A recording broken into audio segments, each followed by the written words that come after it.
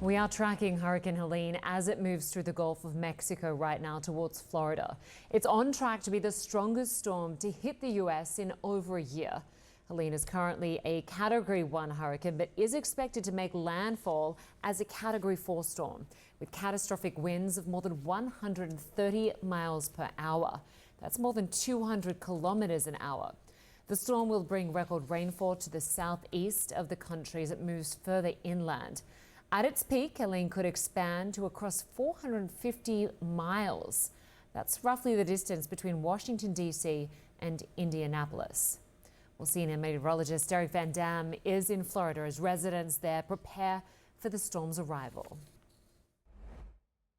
If this storm surge measurement is any indication of what's to come with approaching Hurricane Helene, then here in Apalachicola, we need to prepare for the worst. This shading of blue represents the potential storm surge inundation from a Category 4 landfalling hurricane, which we are anticipating here. This is for a Category 3, and this shading of red is inundation with a Category 2 hurricane. Now, with over 10 feet of storm surge right here where I'm located, that's what's in the forecast, you could see that that is nearly twice as high as how tall I am. This is the storm that people here have feared for their entire lives.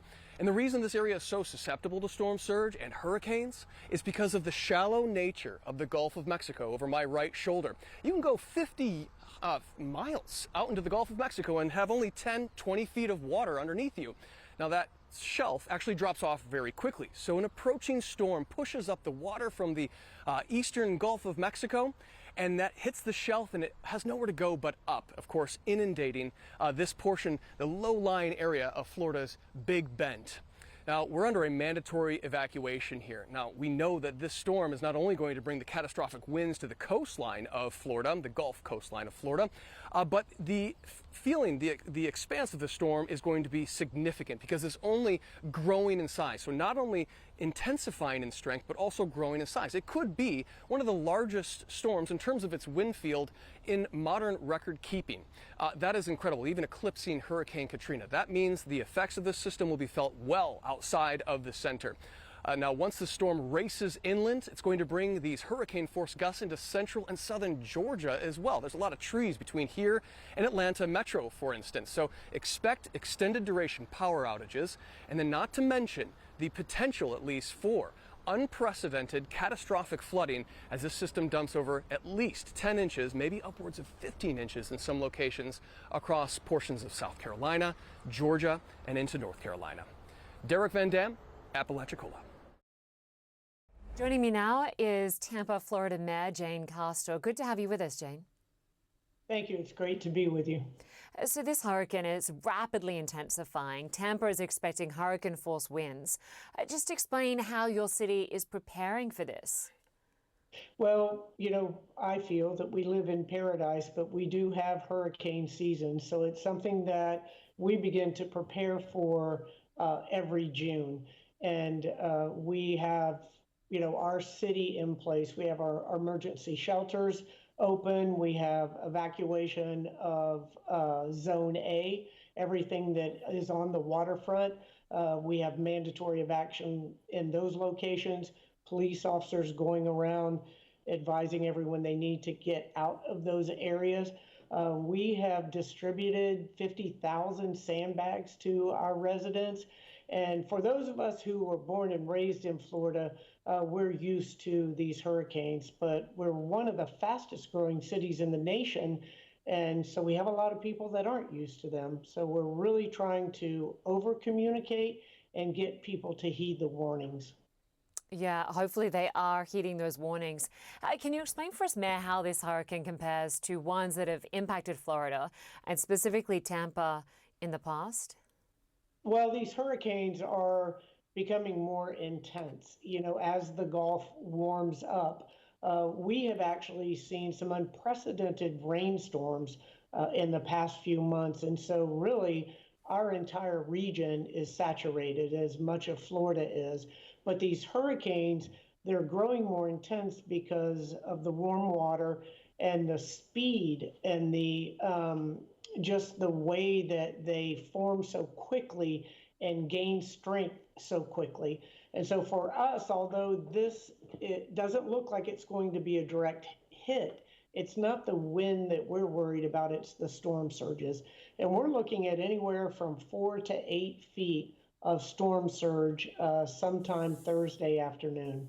Yeah, that storm surge we're hearing could be particularly high if it coincides with high tide, right? At this point in time, it's meant to coincide with low tide. Is that correct? I know, and we could not be more fortunate of that. We usually have a couple of tides a day. We only have one tide tomorrow, and it will be low tide when the highest storm surge is predicted. Hopefully it stays on that track. At this point in time here in Atlanta, we know that schools are closed for the next 2 days. We're expecting Category 1 winds here. What's the impact there on schools and businesses over the coming days? Well, our schools are closed tomorrow and Friday, and businesses as well, city government, our courts are all shut down. As I stated, we opened up our shelters early this morning, and we have been evacuating individuals. And so we feel that we are prepared. And if Hurricane Helene continues on this path and doesn't wobble one way or the other, we should be good as far as the wind is concerned. But it really is that water, the storm surge, that is going to hit us very hard. Yeah. And of course, the heat in the Atlantic Ocean, as you were mentioning earlier, is really what fuels these hurricanes. And a recent study by the University of Massachusetts, Amherst, and Quebec University found that in the decade from 2010 to 2020 was the hottest decade in 3,000 years in that ocean. What is Florida doing to cope as these hurricanes become more frequent and more intense? Well, we're doing all that we can to address the sustainability and resiliency in our community. And every step that we can take to reduce our carbon footprint, we are doing so. But we are also ensuring that we're hardening as far as our construction is concerned, trying to move people off of the waterfronts, and also ensuring that we are fortifying our electric systems, going underground with a lot of the wires. So we're taking a number of steps, but these hurricanes are getting more and more intense year over year.